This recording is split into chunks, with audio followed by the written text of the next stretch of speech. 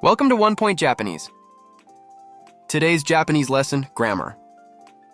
This channel helps you learn basic Japanese step by step. Today's grammar is from JLPT N5. Today's grammar is ています ています ています means doing something now. Let's practice with questions and answers. You can use ています to talk about what you are doing now. Example 1. Question. 今日本語を勉強していますか? Are you studying Japanese now?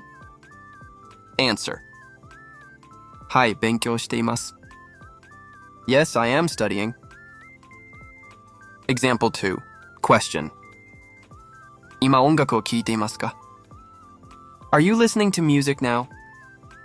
Answer. はい、聞いています. Yes, I am listening. Example 3. Question. 今何をしていますか? What are you doing now? Answer. 日本語を勉強しています. I am studying Japanese. Today's grammar was ています. Thank you for studying Japanese with us. We upload new videos every Saturday, Tuesday, and Wednesday. See you in the next lesson.